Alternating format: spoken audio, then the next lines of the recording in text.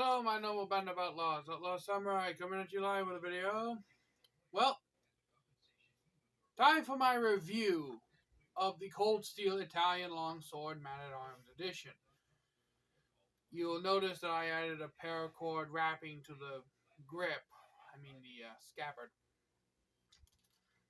I did that because I think it makes it look nice. But in any case,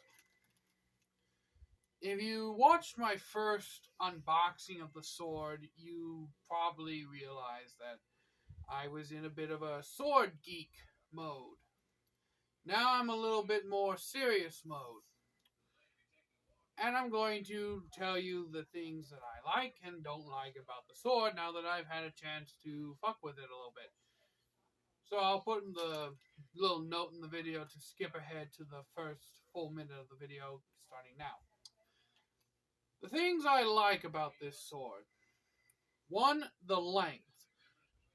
This sword is the closest in length to a lot of my training swords, which I haven't gotten used to cutting with this yet, mostly because this is a European sword and I mostly practice with Asiatic swords, the katana and the kundao being the prime examples. Single-edged blades most of the time.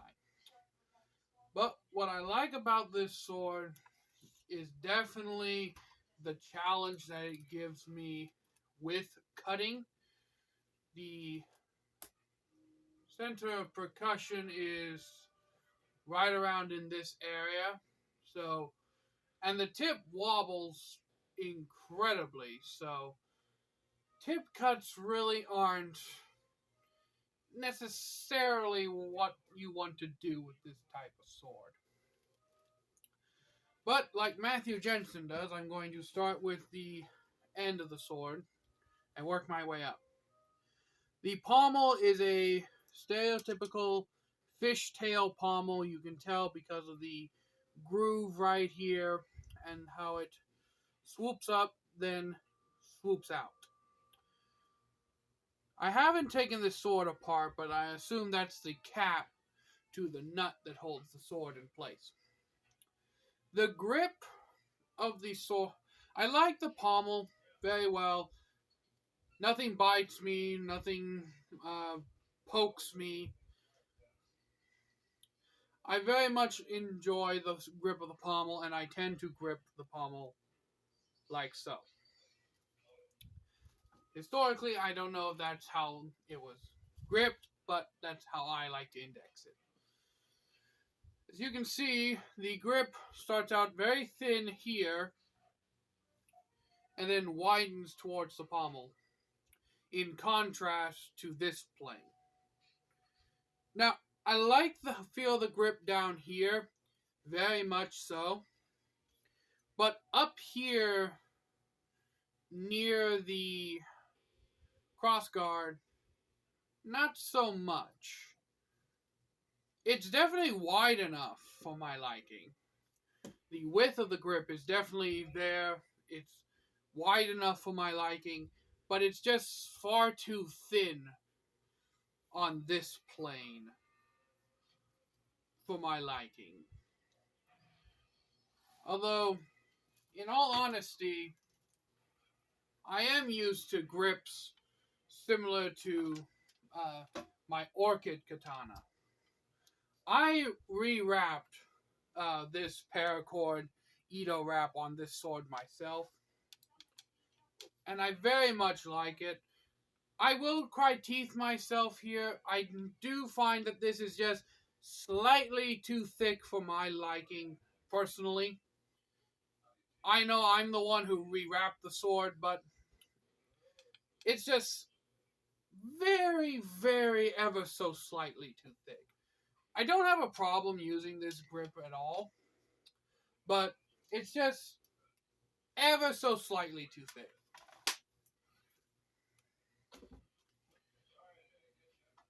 In contrast to this grip, perfect this way for my liking, not so much this way. So, yeah. Next up, we have the crossguard. The crossguard is fine. It's very elegant, in my opinion. Looking at it, it does kind of twist. The quillons on each side do kind of twist in one direction. I don't really give a damn about that. I mean, the quillons are there to protect your hand from getting a sword blades, from getting cut by opponent's sword blades, so it doesn't have to be straight on perfect. I wasn't expecting perfection in a $200 sword, which definitely meets the standards of a $200 sword in my opinion.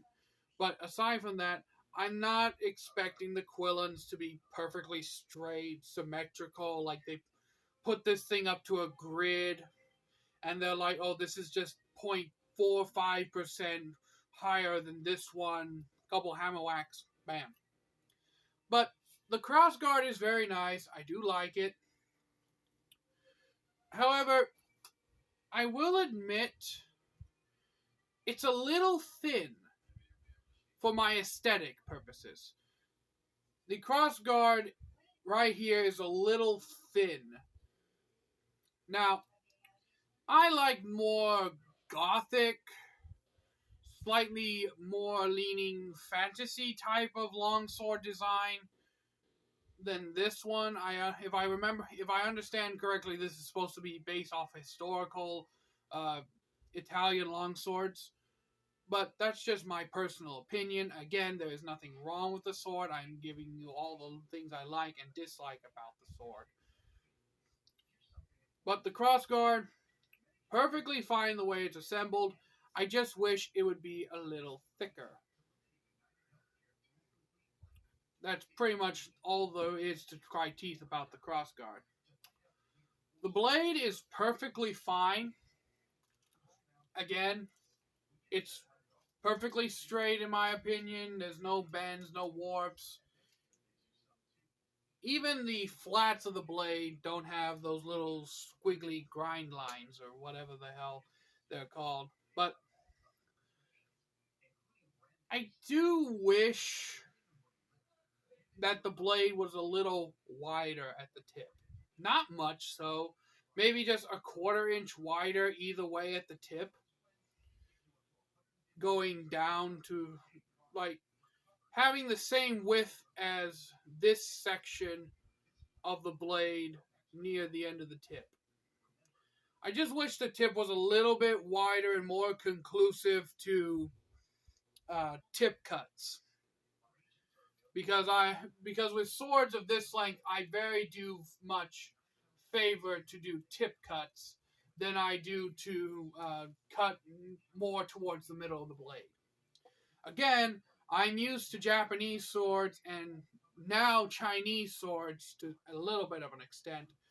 European swords are still pretty much new to me. So if I sound like I'm bitching and moaning and complaining, I apologize, but I'm just giving you my full overview of the sword, the things I don't like and the things I do like. The things I do like is the length, the blade's finish, the blade's edge.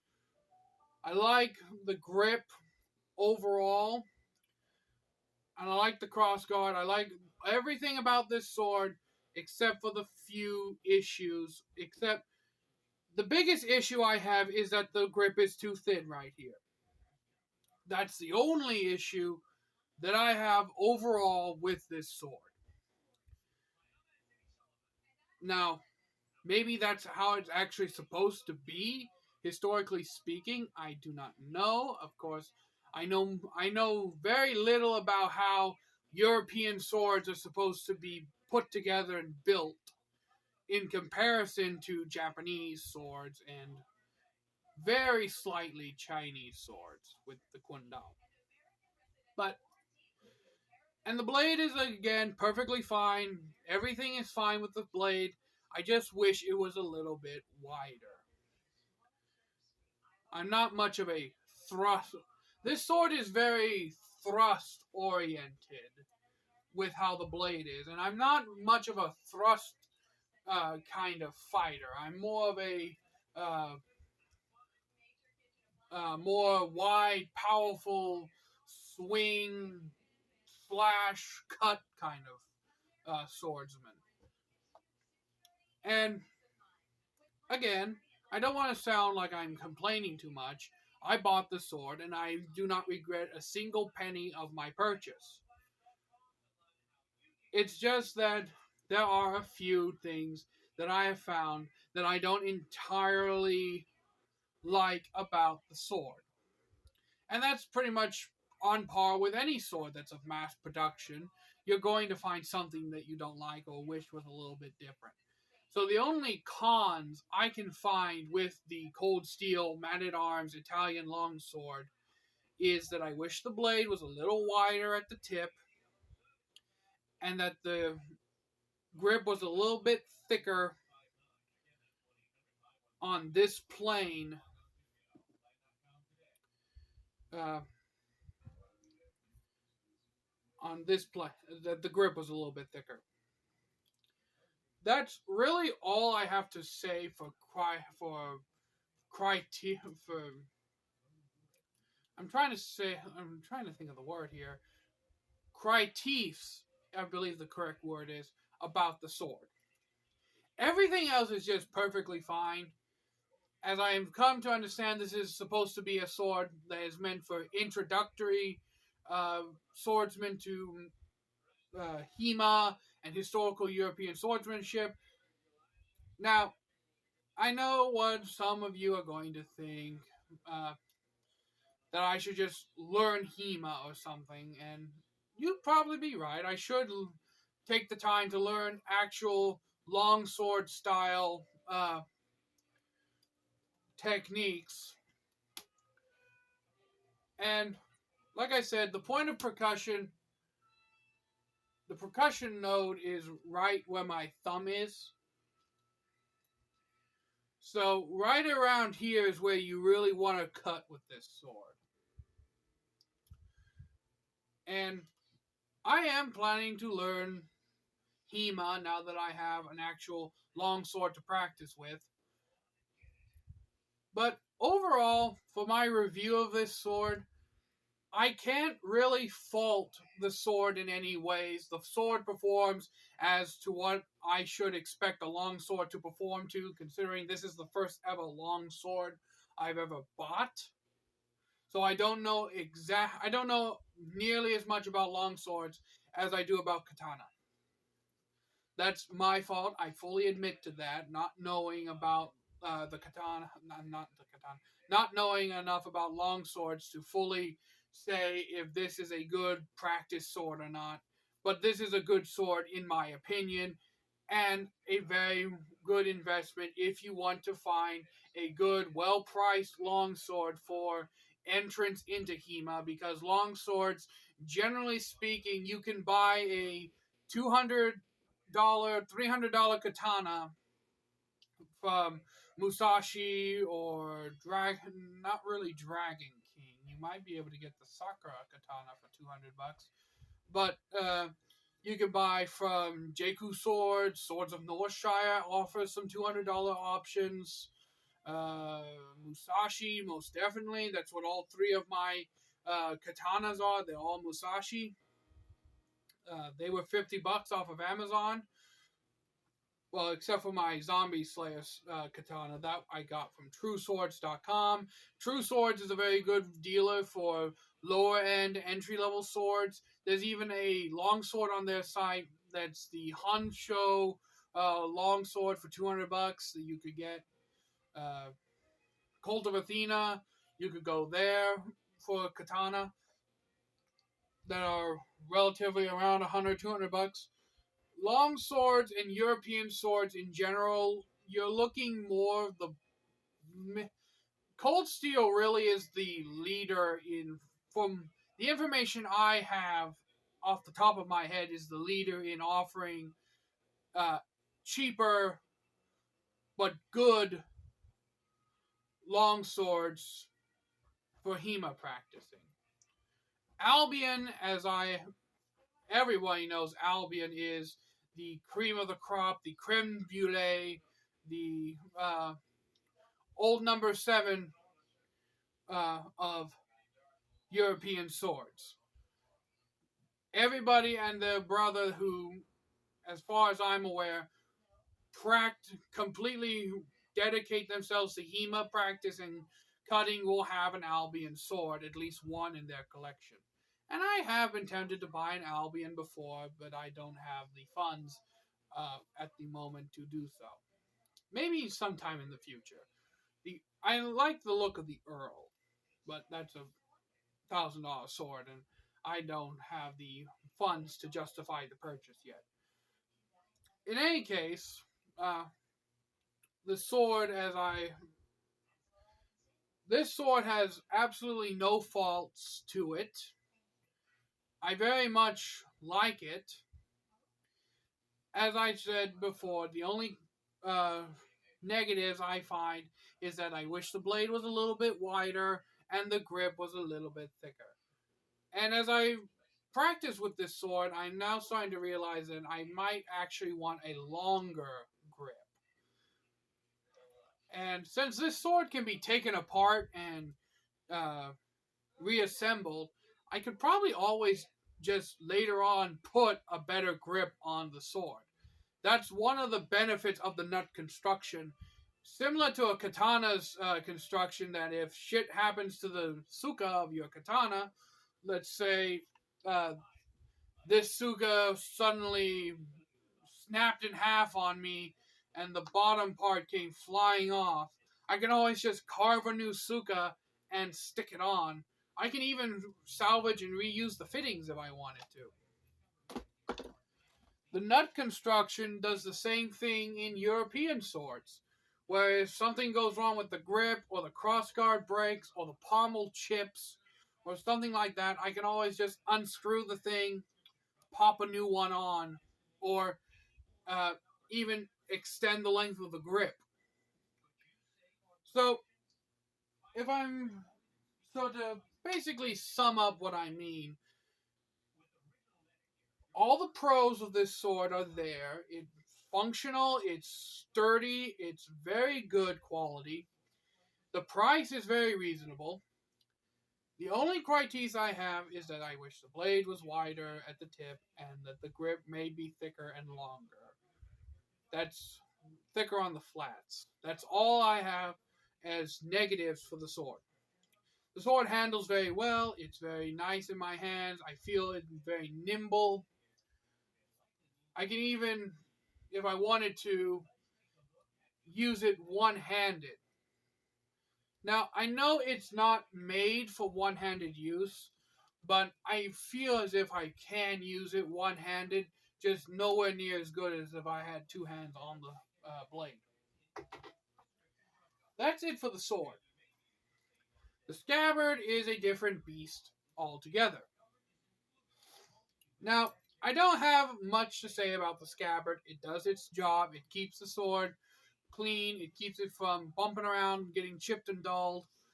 The only things I have to say about the scabbard is that I wish it was wood lined. Okay, this may just be the man at arms. It just may be because I ordered the man at arms version and not the original version of the sword that it has this leather scabbard. But I wish it was wood lined. That's the only big critique I have.